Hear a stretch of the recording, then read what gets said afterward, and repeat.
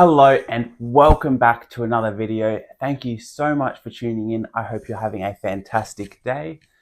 I'm Dylan. I like to think that I'm a wizard and I often space out whilst I'm reading books, but I'm still going to review it for you. And today we're talking about GODKILLER by Hannah Kaner. I had a great time with GODKILLER. I saw the book cover on someone's thumbnail on YouTube and I was like, what is that book? That cover is stunning. I saw Elliot Brooks do a short little recap on it where she mentioned it's got very much Witcher-esque vibes if Geralt and Ciri were to be more the main focus of the story and not so many side characters. And that sold me. Beautiful cover, Witcher-esque. I had to check it out and I'm so glad that I did. The world building in GODKILLER is so creative, the plot's intriguing with a good pace, and the characters are definitely ones you want to cheer for and are pretty likable. So with that intro out of the way, let's dive into the story, my overall thoughts and ratings, and my specific rankings for the plot, characters, world building, and writing.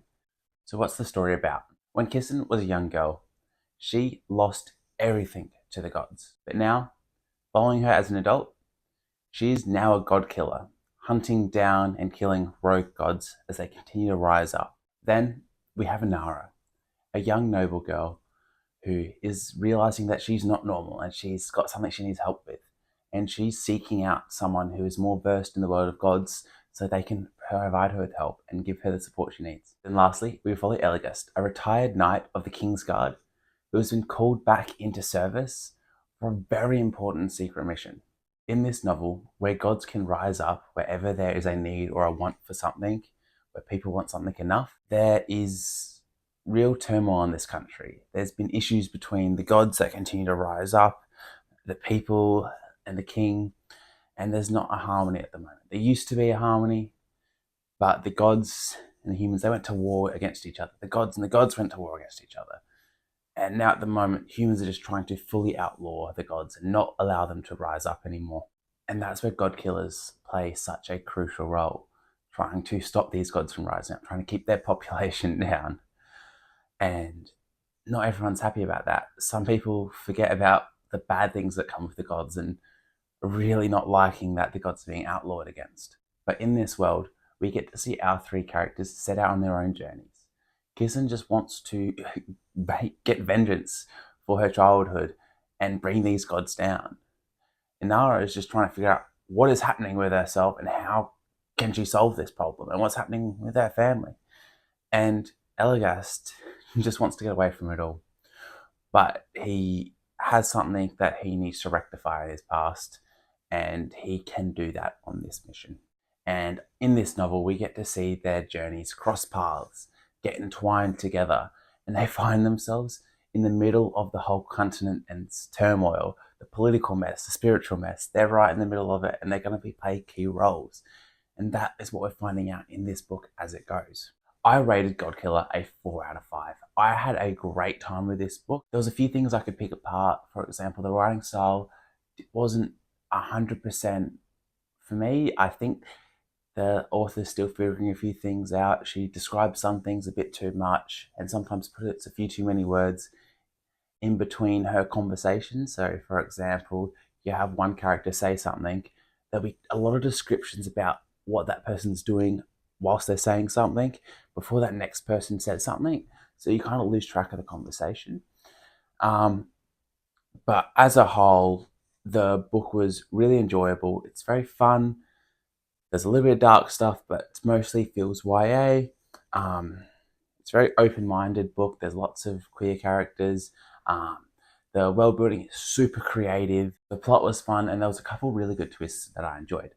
So let's dive into the specifics and talk about how I rated the characters, world building, plot, and writing. Characters first, I gave them a 7.5 out of 10. So the characters are all really well done in this book. There's nothing too bad about any of them. They all have really good motives, really compelling backstories. They're all really believable. There's just nothing too special, so that's why I didn't give them a crazy 8 or 9 out of 10, but 7.5 out of 10, I still think that's a really good rating. They're just nothing special, so 7.5, that's really good. And yeah, with the characters' drives, I really love how Kissen had the traumatic things happened to her from the gods from the past, which led her to becoming a god killer. It's a really nice backstory that led into that happening. And then Elagast, he is definitely that older knight. Yeah, you see him in every book, but you like him in every book. You know, they've done something wrong, but they're really trying to rectify it. They're coming to terms with things, and just an honourable, good person that everyone's supposed to like, and you do. Going to the plot, 8 out of 10. Really nice, and with the world being so creative, the plot is pretty creative too. They go hand in hand very well, and it's very interesting. There's predictable things, and there's nothing wrong with things being predictable in books. One of my favourite book series is very similar to another book series I've read, and I don't mind the plots being a little bit predictable. I also found that there was a couple twists in there that I didn't see coming, and that was really enjoyable. The book is a shorter one when we're talking in relative terms of fantasy books, so the pacing was also really good, so we're able to get through the story and get lots happening, not too much page count, which was really nice. So yeah, solid 8 out of 10 plot, just people on a quest, on a journey, getting to a destination, something very interesting happening that was well teased out, but you didn't see coming, and yeah, really good plotting. I'm definitely going to have to check out the next book to see what happens. And the writing style, I gave a 6.5 out of 10. So this was the weakest point of the book for me, and it's just, I feel like the author hasn't found their stride yet. So I think this author used to be a chef or something, because she goes really in depth of her food descriptions, which is really cool. But sometimes she just describes things a little bit too much. When I myself, with a bit of a TikTok brain, I just want to see what's happening with the story, and I want to get a bit more on. But if you want more descriptions, there's definitely, it's going to be something for you.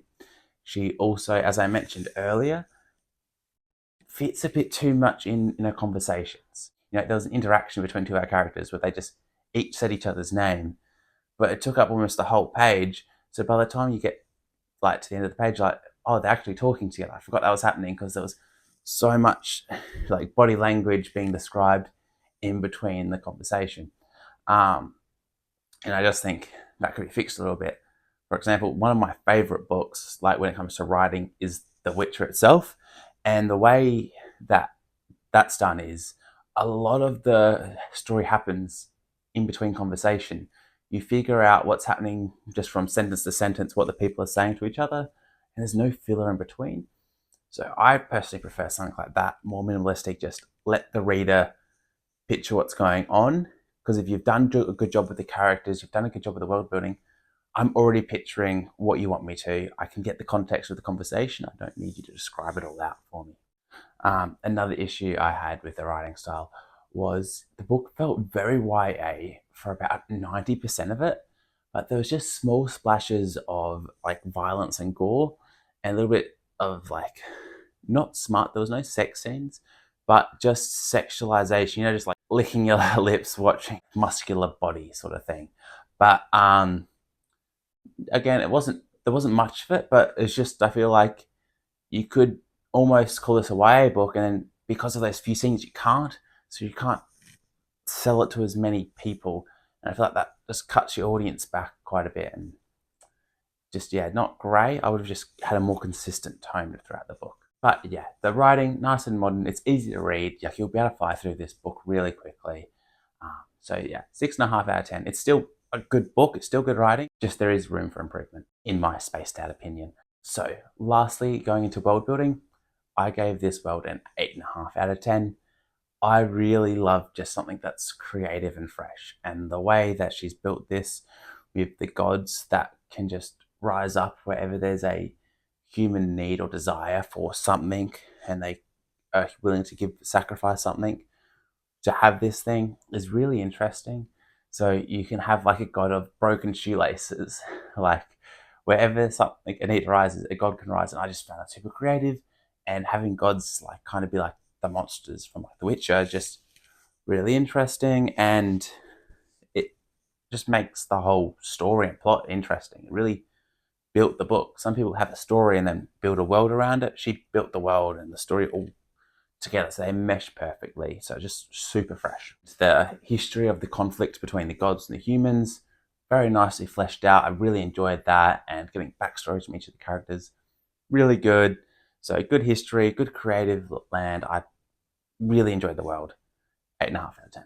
So lastly, just summing up everything, I've got to say this is definitely a book I would recommend. I had a really good time with it. I enjoyed being in a fresh, new, creative world.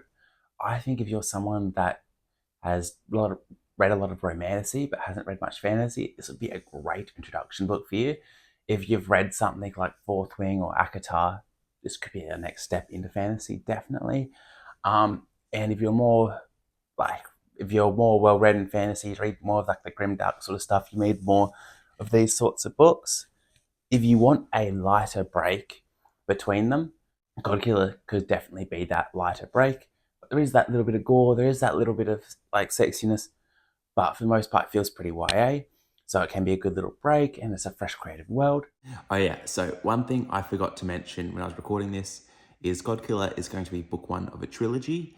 Book 2, Sunbringer, has just come out recently, like today almost. And then, yeah, I don't know when book 3 will be out, but in total, it's going to be a trilogy. And yeah, if you've read this book already, please comment down below what your thoughts were. I definitely will continue reading the series. Sunbringer, the next book in the series, is coming out like this week, I believe. So I will definitely check that out. So make sure you subscribe so you can see that review when I put that out. And let me know what you want me to review next. Thank you so much for watching. Have a great day, guys.